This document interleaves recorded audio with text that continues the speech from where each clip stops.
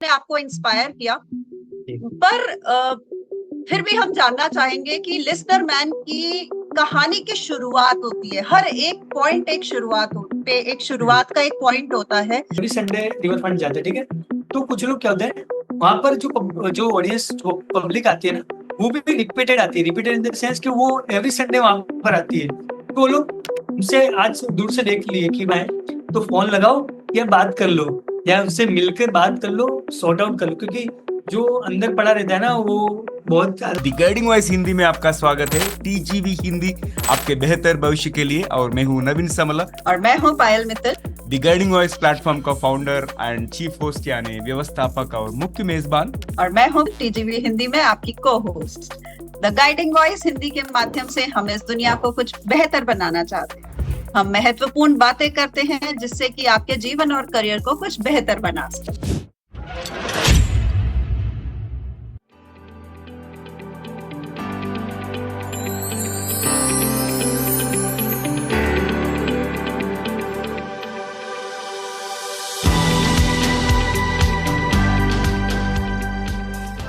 तो दोस्तों, आज हमारे टीजीवी हिंदी वर्चुअल स्टूडियो में हमारे साथ जुड़े हुआ है लिसनर मैन प्रफुल्ल परमार जी। और आज हम एक इंटरेस्टिंग टॉपिक आपके सामने लाए हैं। ये विषय है कि किसी की बात सुनना उनकी जान बच सकता है क्या?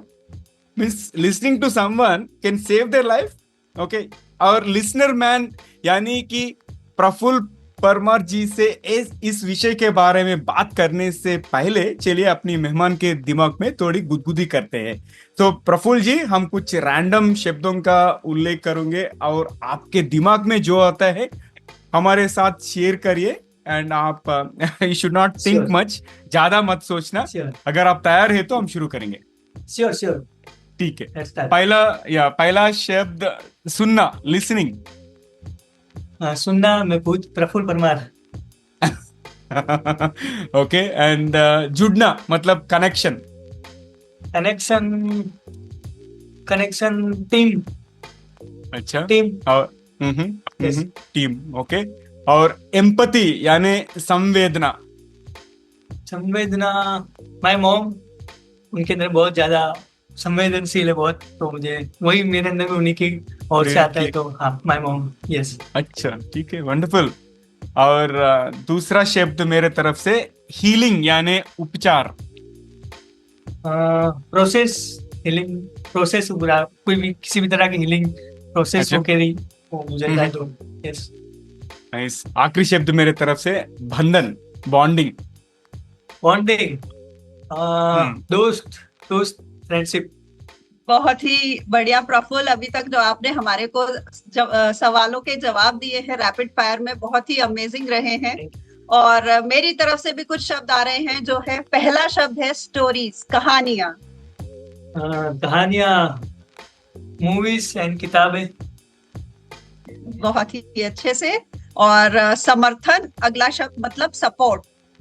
Support, family, brother, family.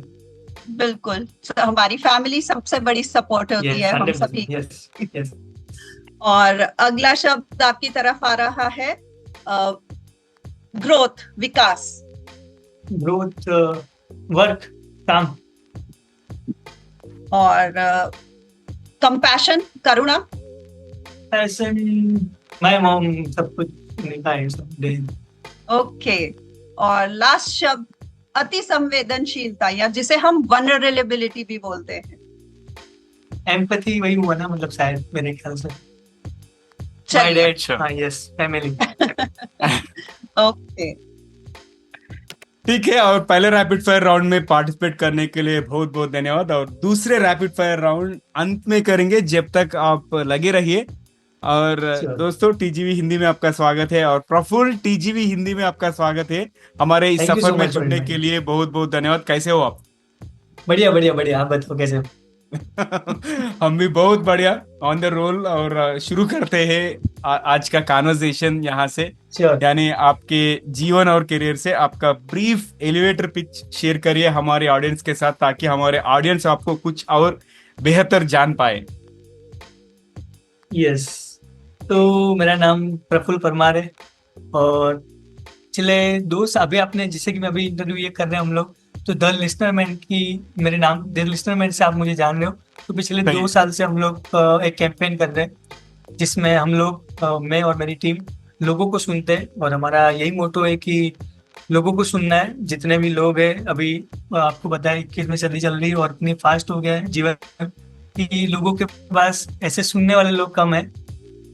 और तो हमने यही कोशिश की है कि ज़्यादा से ज़्यादा लोगों को मिले हम लोग, और उनकी जो भी बात है वो हम लोग सुने, ताकि उनको थोड़ी सी भी हमारी ओर से कुछ भी हेल्प हो सके। तो ये हमारा कोशिश है, हमारा कैंपेन है, ये हम लोग करते हैं एवरी संडे अहमदाबाद के अंदर रिवर फ्रंट पे सुबह 7 बजे से लेकर 10 बजे तक। तो 2 साल से हम लोग ये कैंपेन कर रहे हैं। तो हाँ, ये चल रहा है, और यही अवेयरनेस जो मेंटल हेल्थ की अवेयरनेस हमको ज़्यादा से ज़्यादा लोगों तक स्प्रेड करनी है। तो उसकी वजह से हम लोग सोशल मीडिया पे भी हम लोग वीडियोस वगैरह रखते रहते हैं, और ऐसे आप जैसे लोग हमें पॉडकास्ट में बुलाते हैं, तो वहाँ से भी हम लोग मेंटल हेल्थ की ज़्यादा से ज़्यादा अवेयरनेस फैलाने की कोशिश करते हैं।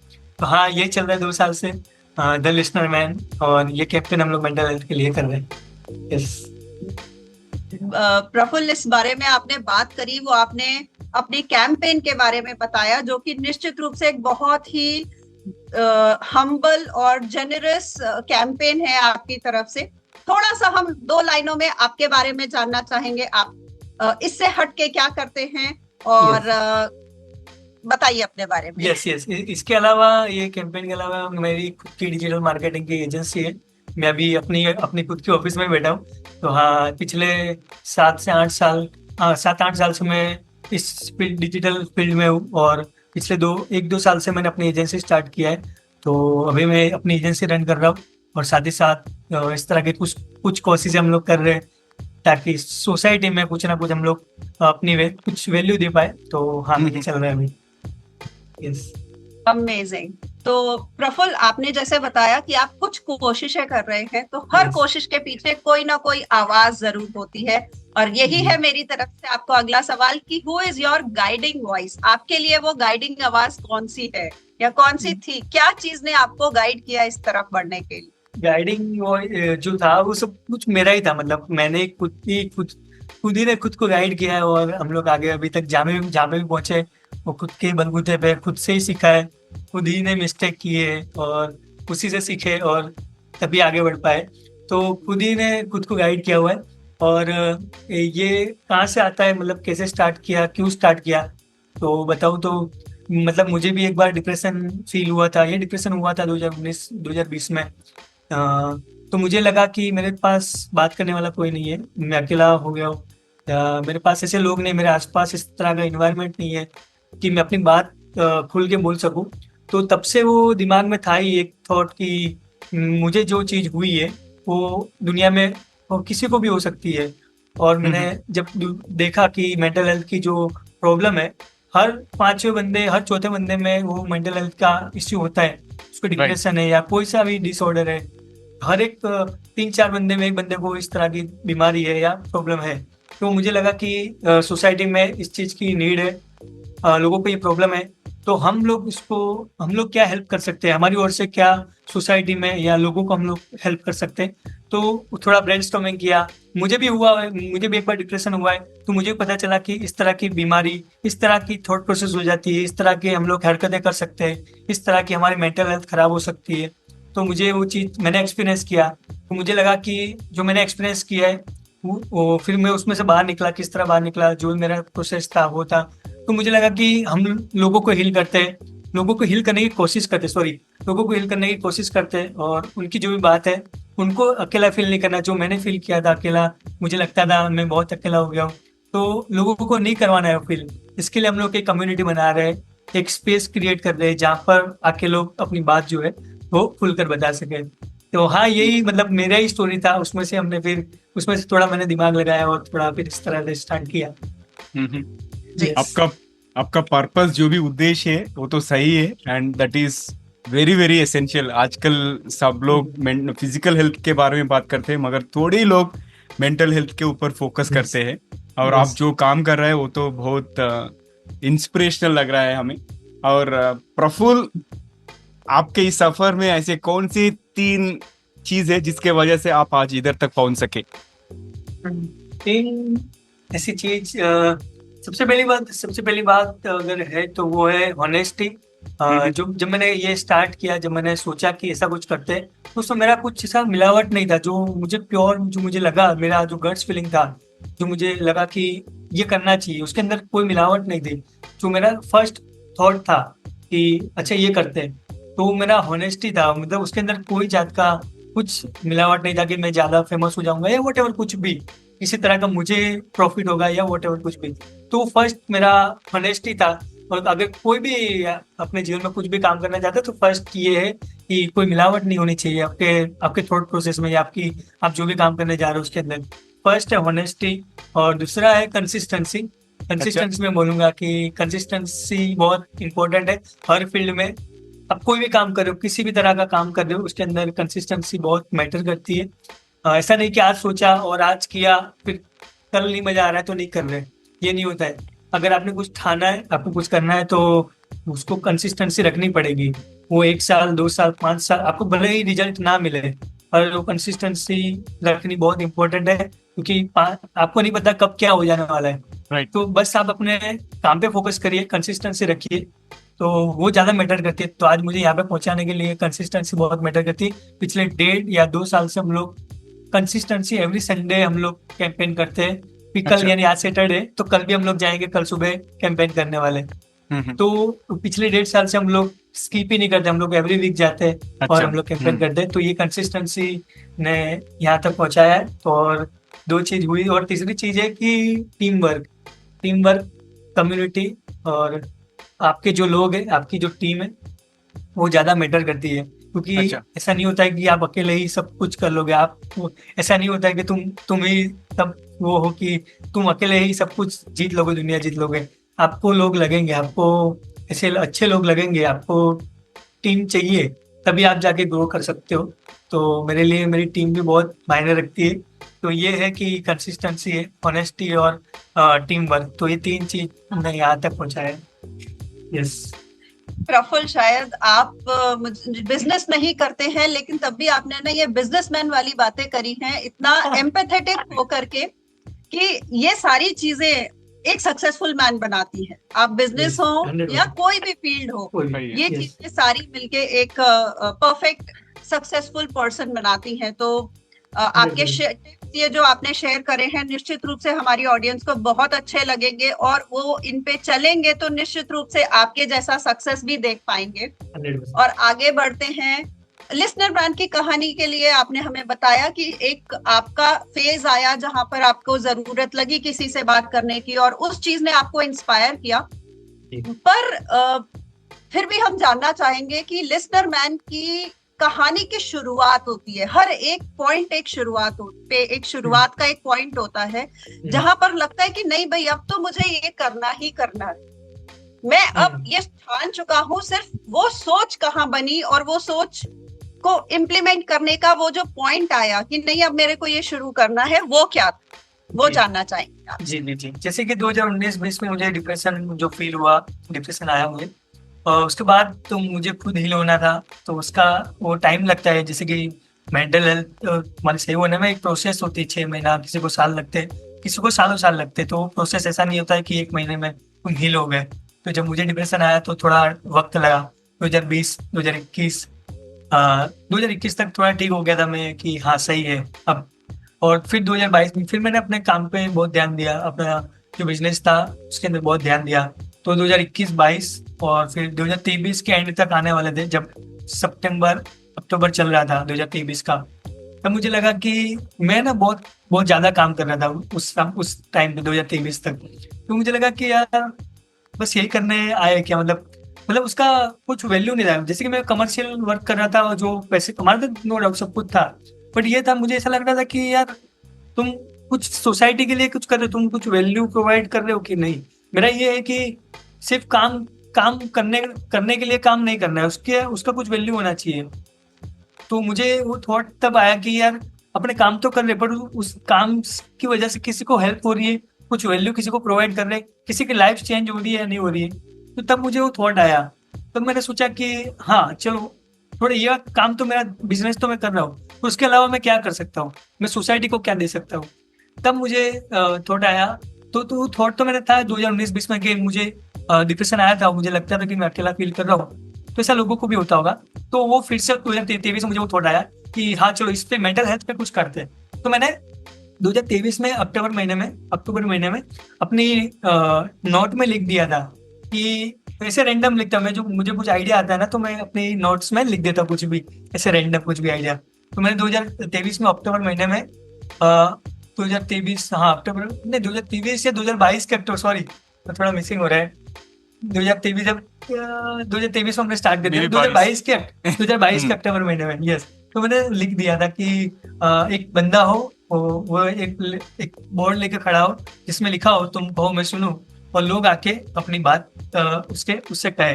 बस इतना सिंपल सा थॉट लिख दिया था कि एक ऐसा नहीं लिखा था कम्युनिटी हो, ग्रुप हो, ऐसा नहीं लिखा था कि एक जगह हो, एक बंदा खड़ा है, और वो भी नहीं, ऐसा नहीं सोचा था कि मैं ही खड़ा रहूंगा। जैसे ऐसा था कि एक बंदे के हाथ में बोर्ड है, उसमें लिखा हुआ है तुम कहो मैं सुनूं, और लोग आके उनको अपनी बातें बताते हैं। तो ये 2022 में अक्टूबर महीने में मैंने लिख दिया था, और उसके बाद मैं फिर से काम में लग गया, और फिर 2023 के जनवरी महीने में हमने ये स्टार्ट किया, और ये एक्सीडेंटली स्टार्ट हुआ था, ऐसा नहीं था। तो 2023 महीने में मेरे कुछ दोस्त आए, उन लोगों ने बताया कि अच्छा फ्री हैक का बोर्ड लेके हम लोग खड़े रहते हैं और जस्ट इंटरटेनमेंट के लिए ऐसा कुछ करते हैं। तो मैंने उनको बताया कि फ्री हैक तो तुम लोग करो, लेकिन मुझे कुछ और करना है। मैंने कहा कि मैं अपना खुद का बोर्ड खुद लेके आऊंगा, और फिर हमने मतलब दूसरे दिन हम लोग रिवर फ्रंट पे गए, और उन लोगों ने फ्री हैक वाला कैंपेन किया, और मैंने अपना एक कैंपेन किया जिसके अंदर लिखा हुआ था एक बोर्ड के अंदर तुम कहो मैं सुनूं। और वो हमने स्टार्ट उस दिन फर्स्ट कैंपेन था हमारा। मतलब वो तो कैजुअली था, ऐसा नहीं था उसका कोई इंटेंस नहीं था, वो जस्ट ऐसे ही रैंडम ही था। बट वो मेरे दोस्त के साथ था, मुझे सिर्फ देखना था क्या हो सकता है। और उसी दिन जब मैं लोगों से मिला और लोगों ने अपनी बातें बताई, तब मुझे पता चला कि एक्चुअली में इस चीज की नीड है, सोसाइटी में इस चीज की नीड है, लोगों को फर्क पड़ता है इस चीज से। तो उस दिन से मैंने ठान लिया कि इसको कंटिन्यू करेंगे। उसके बाद जो लोग मेरे दोस्त मेरे साथ थे उन लोगों ने तो कंटिन्यू नहीं किया, लेकिन मैंने खुद फिर मैं अकेला स्टार्ट किया। मैं अकेला बोर्ड लेके खड़ा रहता था, फिर मेरे दोस्त एक मेरा दोस्त मेरे साथ जुड़ा, फिर हम दो लोग हम लोग बोर्ड लेके खड़े होते थे, और फिर धीरे धीरे वो वीडियो हम लोग रखने लगे सोशल मीडिया पे, और लोग देखते रहे। और धीरे धीरे लोगों ने बोला कि हम लोग आपको ज्वाइन करना चाहते हैं। तो फिर उन लोगों में से हमने टीम बनाई, और अभी अहमदाबाद के अंदर हम लोग 70 लोग की टीम है हमारी, और हम लोग ये कैंपेन करते हैं। तो इतना ग्रेजुअली, इतना स्पिरिचुअली, इतना धीरे धीरे वो अपने आप ही होता है। जैसे कि तुम्हारा कोई अच्छा, मैंने बोला ऑनेस्टी होती है तुम्हारे थॉट में, तुम्हारे विचार में, तो ऊपर वाला ऑटोमेटिक वो ग्रेजुअली वो चीजें कर देता है। अच्छा, उसमें आपको इतना एफर्ट नहीं होता है, एफर्ट लगाने की जरूरत नहीं होती है। तो वो इतना ग्रेजुअली इतना हो गया, और एक दो साल भी होने आए और हम लोग ये कैंपेन कर रहे हैं। तो इस तरह का कुछ जर्नी रहा ये। अच्छा।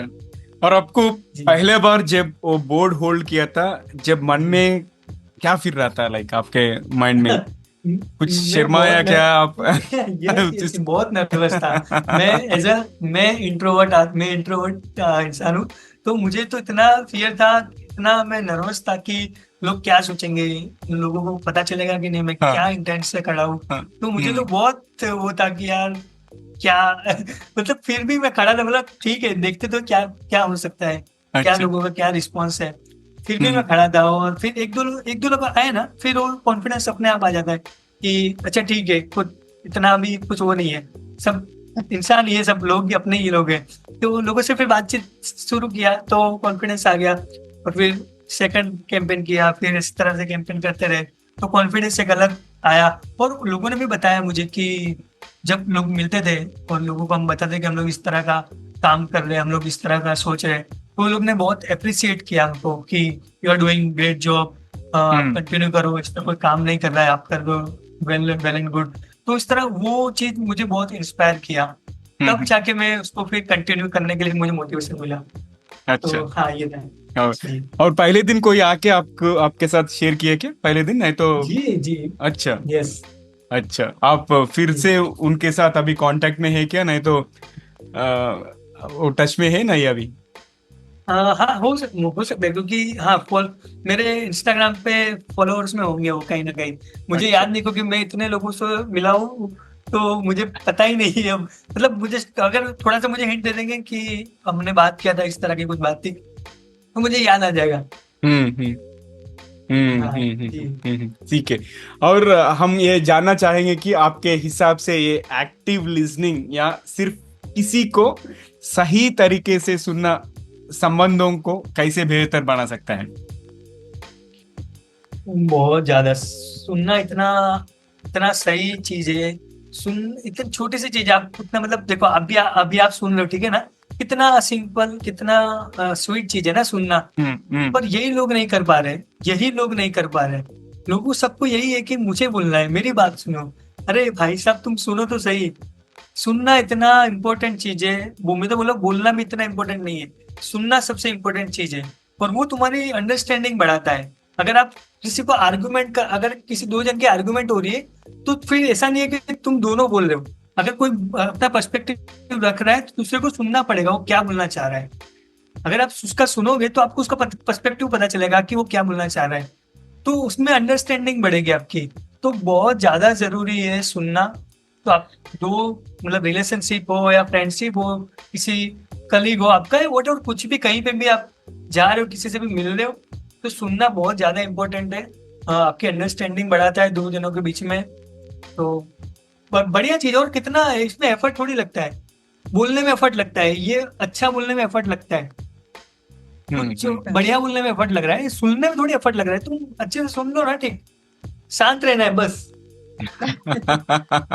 यही लोग नहीं कर पा रहे। अच्छा अच्छा। ये जो एक्टिव लिसनिंग है ना, इसको बहुत सिंपल बना दिया है कि बिल्कुल एफर्टलेस है, सिर्फ करके देखने की बात है। हाँ, लेकिन yes, हर कोई शायद एफर्ट डालने में, बोलने में ज्यादा इंटरेस्टेड रहता है जी।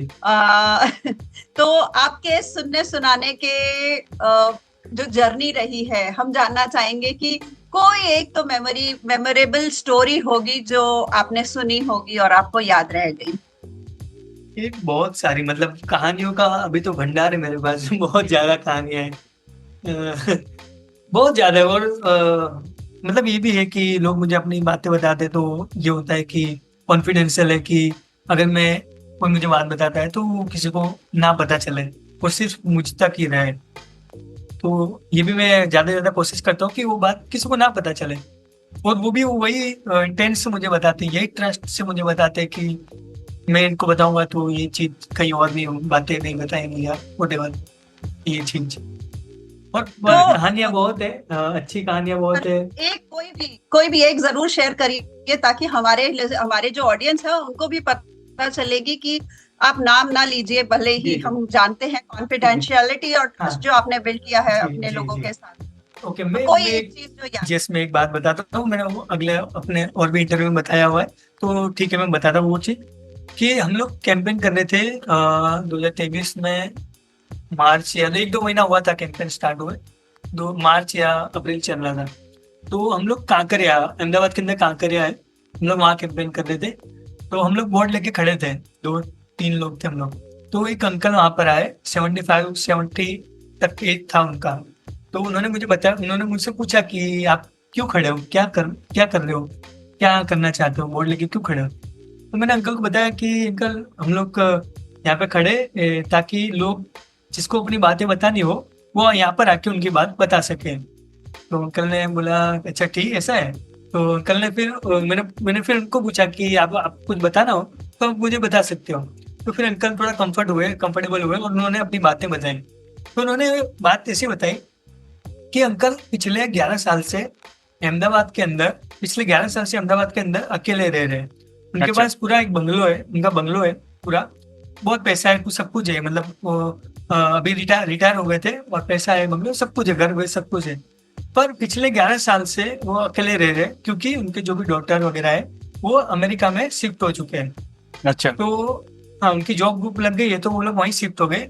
और ये यहाँ पर पिछले 11 साल से अकेले रहते हैं। इनके पास कोई बात करने वाला नहीं है, कुछ नहीं है, खाना भी खुद बनाते हैं, वॉकिंग खुद, आना जाना, नहाना धोना सब कुछ ये है, और उनसे बात करने वाला भी कोई नहीं है। तो ये जब बात उन्होंने मुझे बताई, तब मुझे इतना मुझे ये लगा, कितना मुझे दुख हुआ, या वो हुआ कि यार मतलब 11 साल से एक बंदा, एक इंसान अकेला रह रहा है, उनके पास बात करने वाला कोई नहीं है। तो वो ऐसे लोगों के लिए हम लोग काम करते हैं, ऐसे लोगों के लिए हम लोग ये कैंपेन करते हैं, ऐसे लोगों के लिए ऐसे लोगों के लिए हम लोग ये काम करते हैं। तो मुझे बहुत इंस्पायरिंग फील हुआ कि हम लोग ऐसे लोगों के लिए काम करते हैं। तो वो चीज़ मुझे मोटिवेट करती है, ऐसे लोगों के लिए काम करना मुझे मोटिवेट करता है। तो वो बहुत स्टोरी आज भी मुझे इंस्पायर करती है कि हम लोग ऐसे लोगों के लिए काम करते हैं कि जिनके पास बात करने वाला कोई नहीं है। तो हाँ, ये कहानी मुझे बहुत, मेरे बहुत दिल के नजदीक है। सुपर। जी। और जी। प्रफुल्ल, और एक ये बैरियर के बारे में बात करेंगे हम। ये कहिए कि क्या चीज है जो लोगों को अपने बारे में बात करने से रोकती है? बहुत सारी बात है, मतलब ये लोगों को ये टैबू है, तो मतलब टैबू।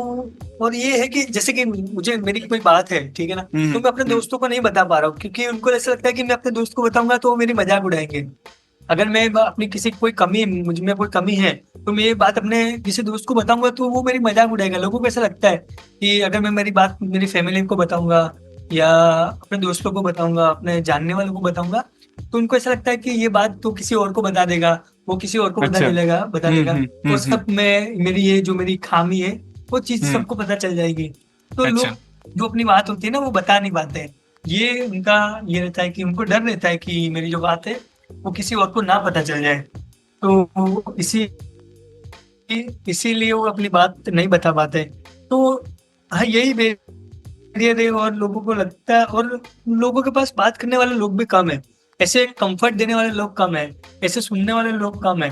तो ये भी चक्कर है कि लोग अपनी बात नहीं बता पा रहे। तो ये सब चीजें हैं जिसकी वजह से लोग खुद खुल के अपनी बात नहीं रख पा रहे।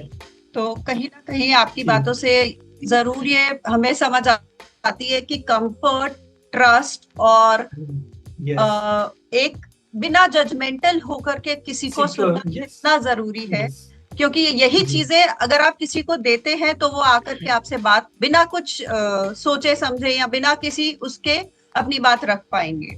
तो प्रफुल्ल, जब आप इस तरीके की बातें सुनते हैं तो निश्चित रूप से एक ह्यूमन टेंडेंसी है कि कहीं ना कहीं वो चैलेंजिंग हो जाता है खुद के लिए भी, क्योंकि हम भी ह्यूमन बीइंग हैं। तो ये चीज पता है, हम जानना चाहेंगे आपसे ऑन अ पर्सनल फ्रंट कि इमोशनल और चैलेंजिंग स्टोरीज को सुनते वक्त आप किस तरह से सिचुएशन को हैंडल करते हैं। क्योंकि हो सकता है जो अपनी बात कह रहा हो उनमें कुछ गुस्सा हो या उनमें कुछ नाराजगी हो या वो कभी रो पड़े अपनी बात को कहते हुए। तो आप क्या वो होती है ना, एक फेमस है नो टिश्यू थ्योरी, कि अगर कोई रो रहा है तो आप उनको टिश्यू नहीं देंगे और उनको अपने भावनाओं को समझने का मौका देंगे पूरा का पूरा।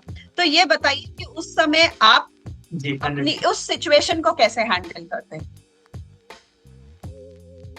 जी, मुझे भी ये जब हमने स्टार्ट किया ना, तब मुझे भी, जब मैंने तो एक दो कहानियां सुनी, लोगों की बातें सुनी, तब मैं भी रेडी नहीं था इन चीजों के लिए। उन्होंने ऐसी ऐसी बातें बताई, तब मुझे पता नहीं था कि ऐसी भी बात निकल के आएगी, ऐसी भी बात लोग करेंगे। जब मैं दूसरी तीसरी कहानी सुनी किसी की, वो लोग अपनी कहानी बताते रो पड़े, तो I am not ready for that. Like कोई रो रहा है मेरे सामने, तो मेरा फर्स्ट टाइम मैंने किसी को कोई मुझे बता रहा है वो रो रहा है मेरे सामने, तो मेरे लिए भी वो डिफिकल्ट था। लेकिन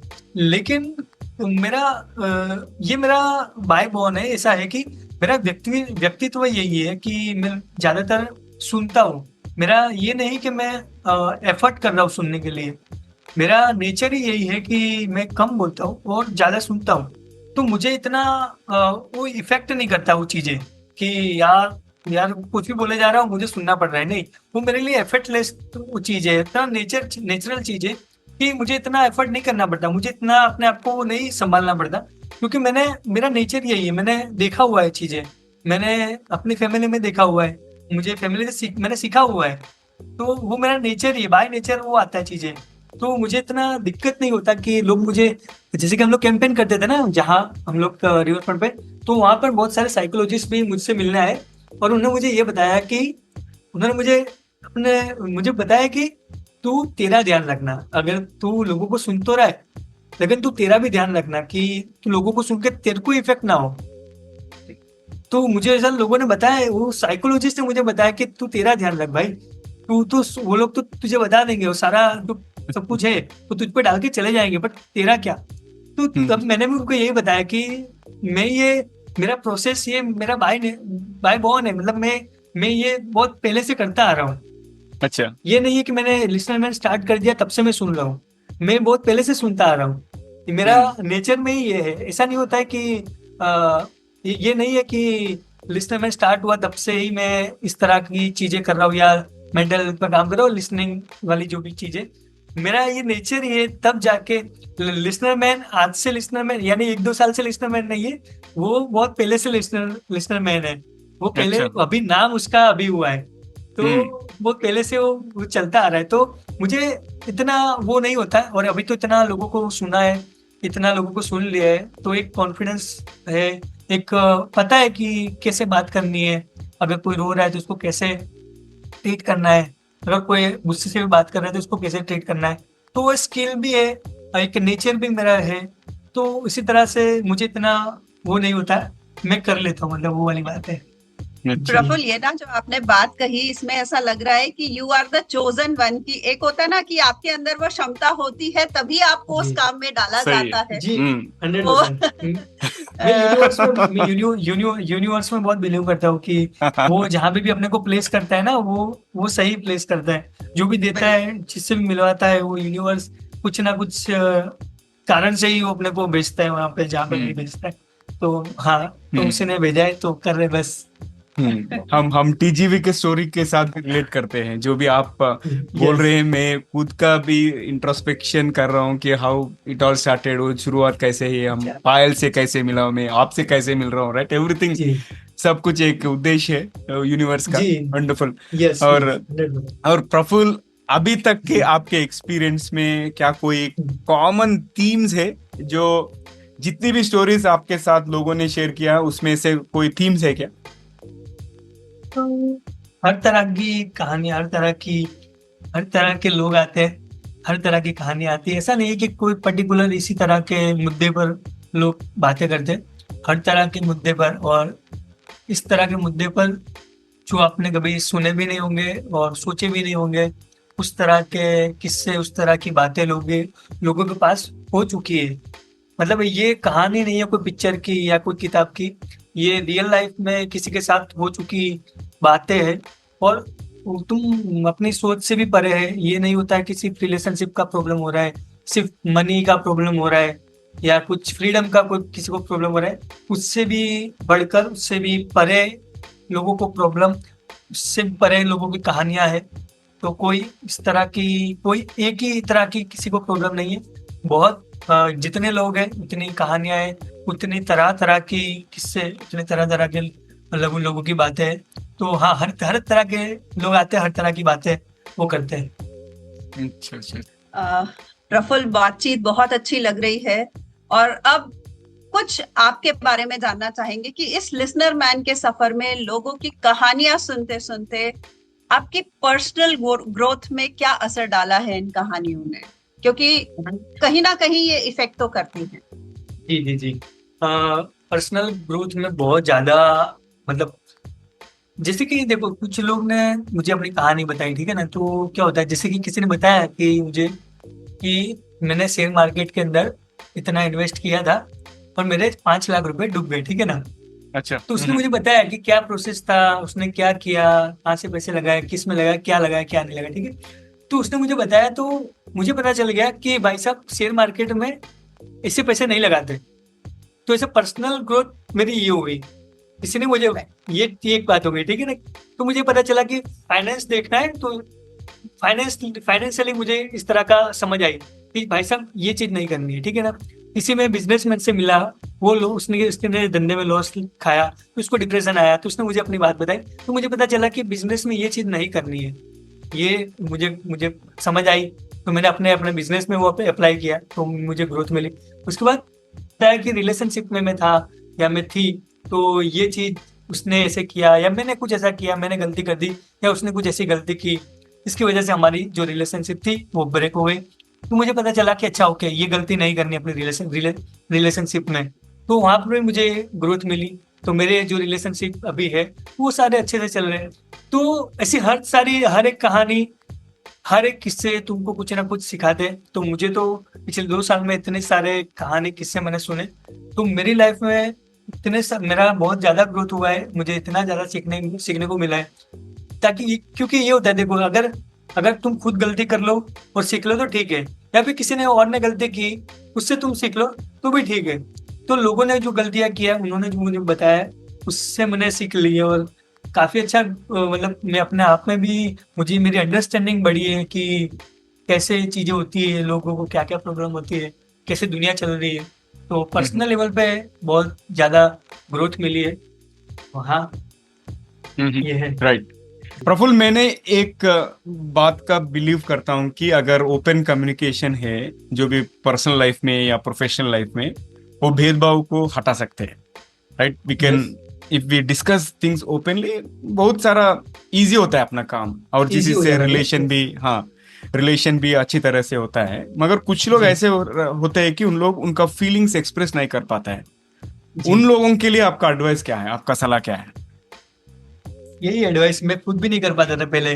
जैसे कि मैंने बताया, जब मैं रिलेशनशिप में था तो मैं भी खुद भी नहीं कर पाता था कि जो मुझे बात बोलनी है मैं नहीं बोल पाता था। उसी वजह से काफी सारे रिलेशनशिप मेरी भी ब्रेक हुई।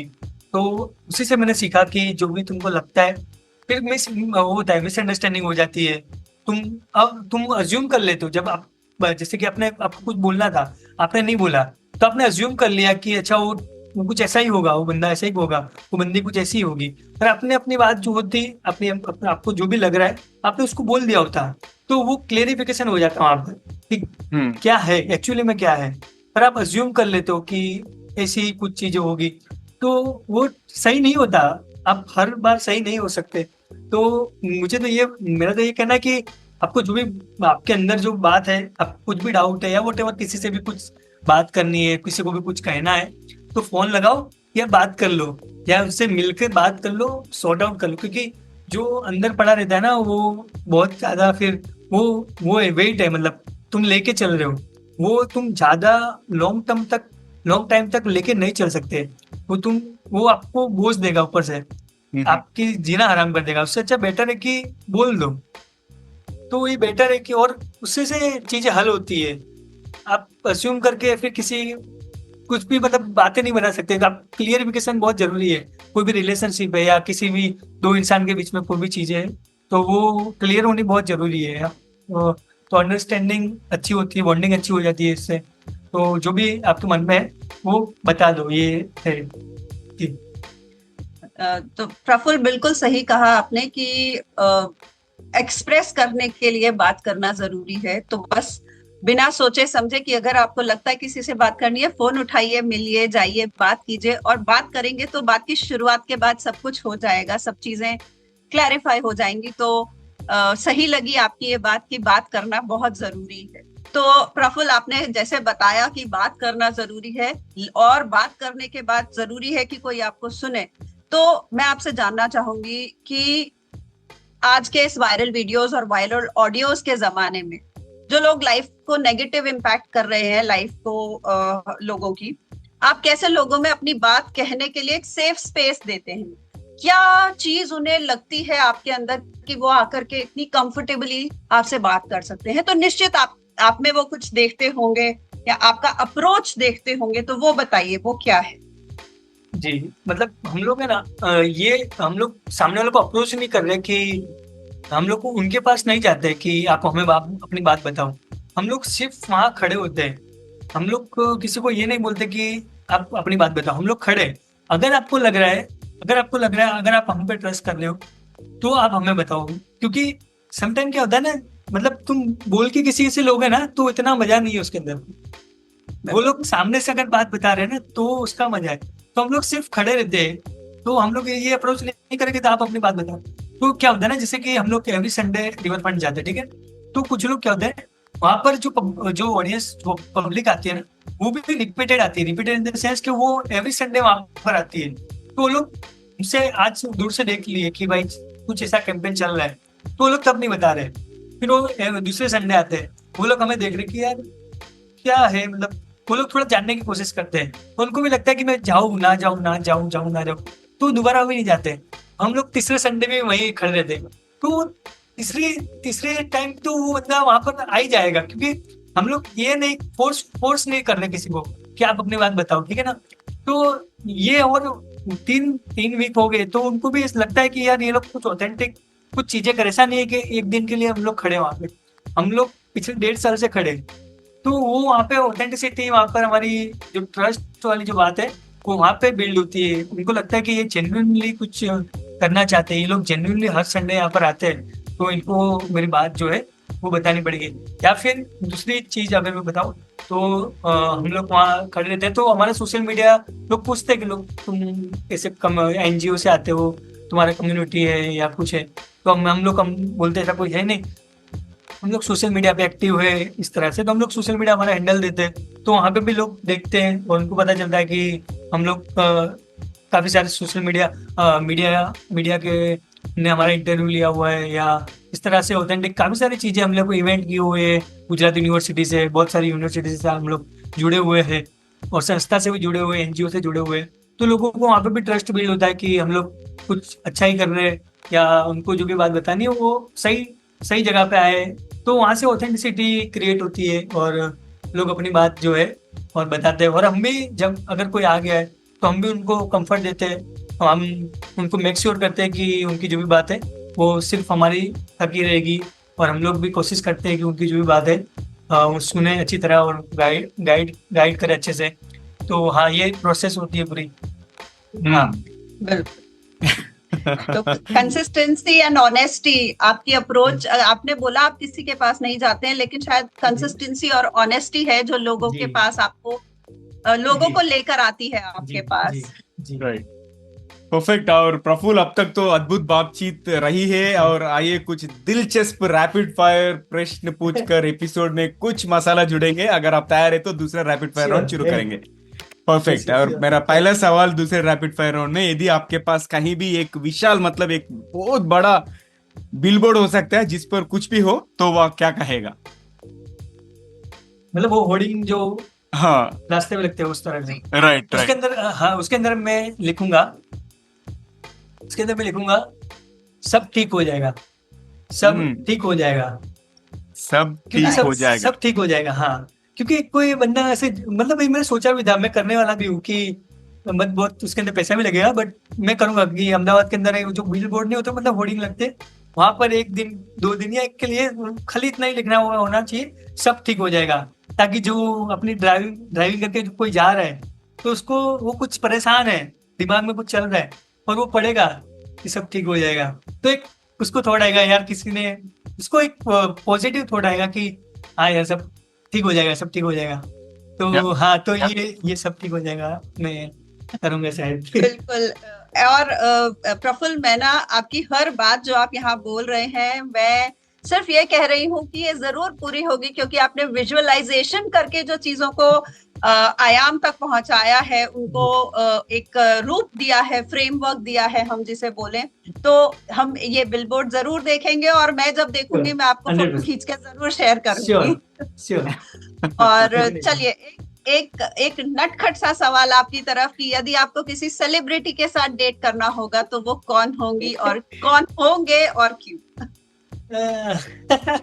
ये तो मुझे मतलब मैं अभी मतलब रिसेंटली अगर बताऊं, मतलब मैं तो सारी सेलिब्रिटी, बहुत सारी ऐसे तो सबको मैं अरे यार, एक पाकिस्तानी एक्ट्रेस है हानिया करके, हानिया।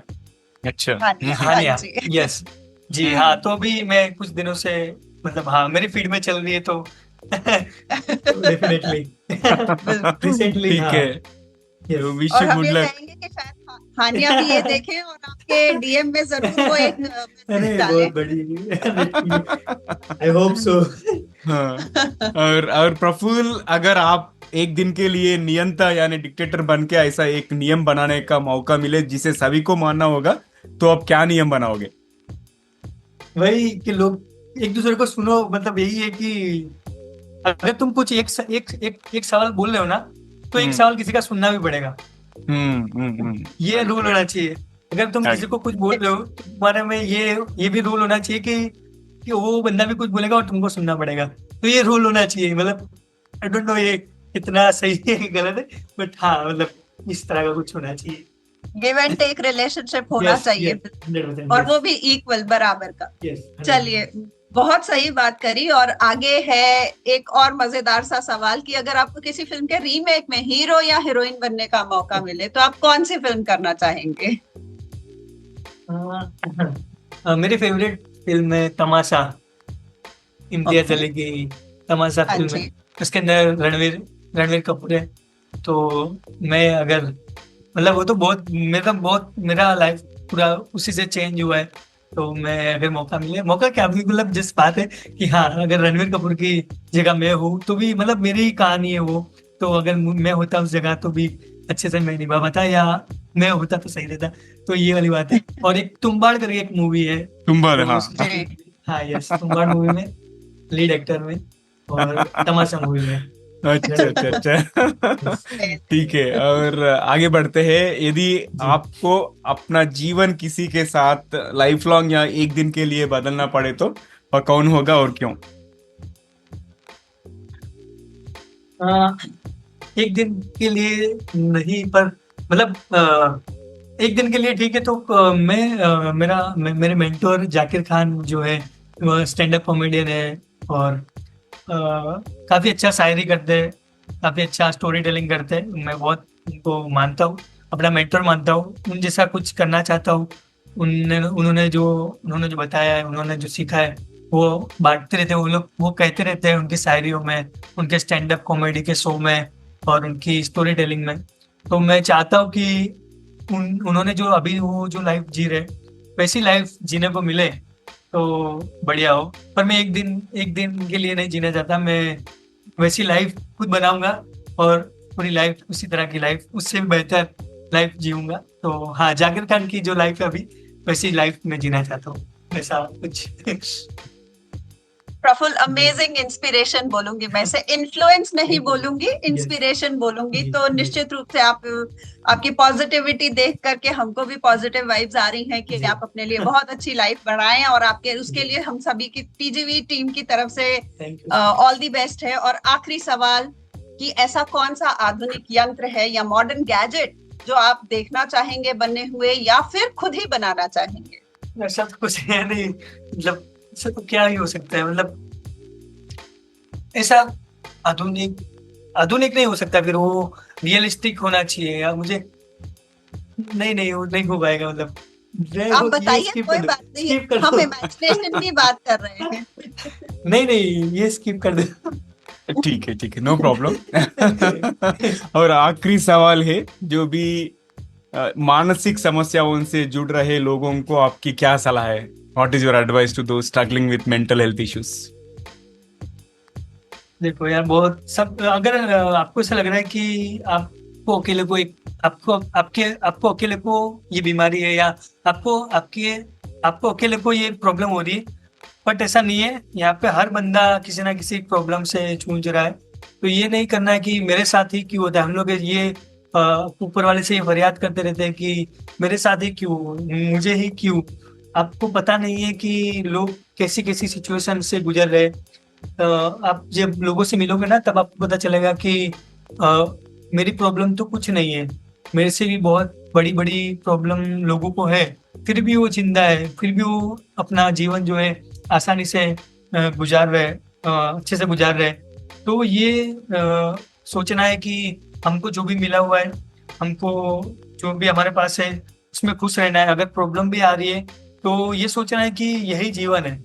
मतलब ये जीवन का मतलब ही यही है यार। तो सब सही हो जाएगा तो फिर मतलब ही नहीं है जीवन का। मुझे तो ऐसा लगता है कुछ होना चाहिए, ऊपर नीचे चलता रहना चाहिए, तो उसी का नाम जीवन है। तो अगर जिंदा रहना है, जीवन जीना है, तो ये चलेगा।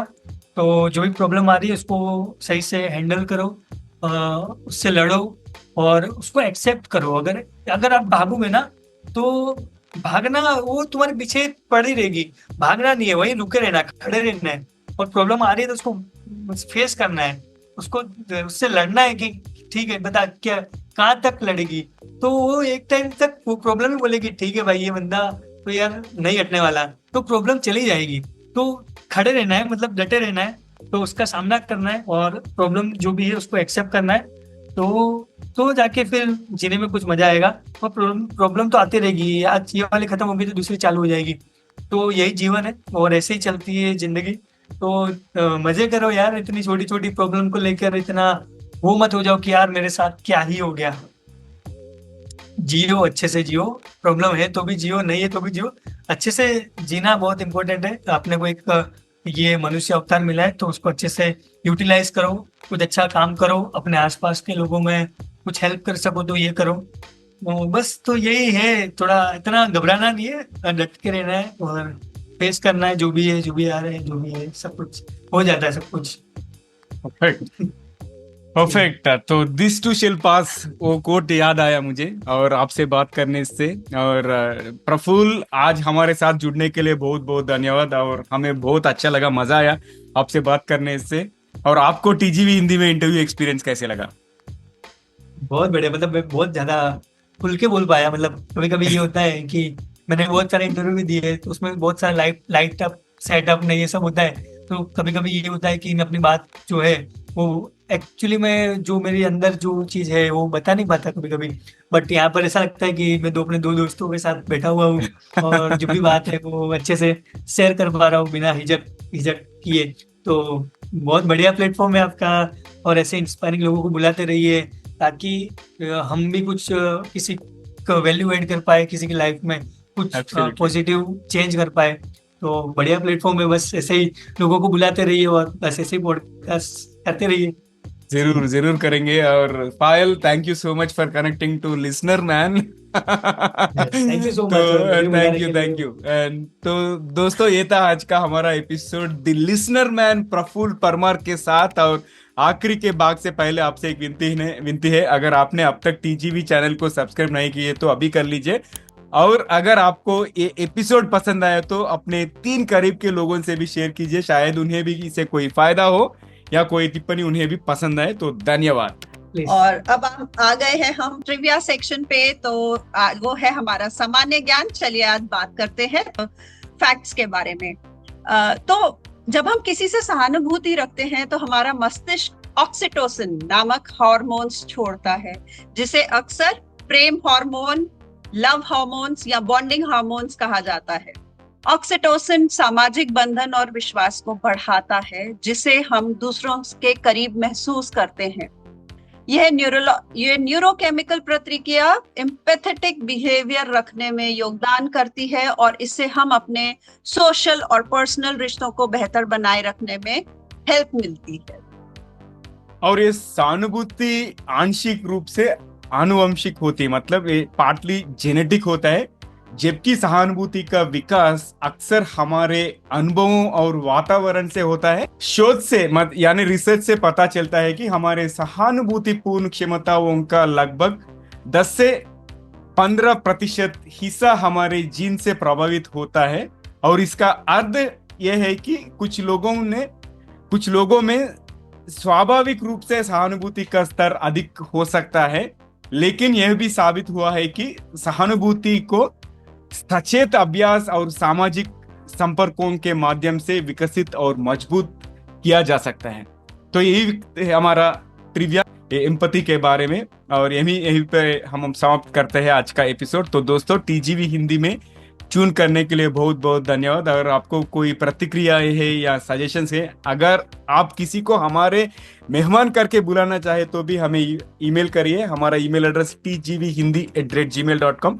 और मैं हूं नवीन सामला, आपकी हमसफर, और यही उम्मीद है कि हमारे ये कोशिश कई लोगों की जिंदगी में कुछ अमूल्य बातें पहुंचाए। तो अगले बार तक एक लिए नमस्ते और धन्यवाद। तो दोस्तों, सुनते रहिए, देखते रहिए टीजीवी हिंदी। टीजीवी हिंदी आपके बेहतर भविष्य के लिए। फिर से अगले एपिसोड में दूसरे मेहमान के साथ मिलेंगे। जब तक take care, love you all, bye bye.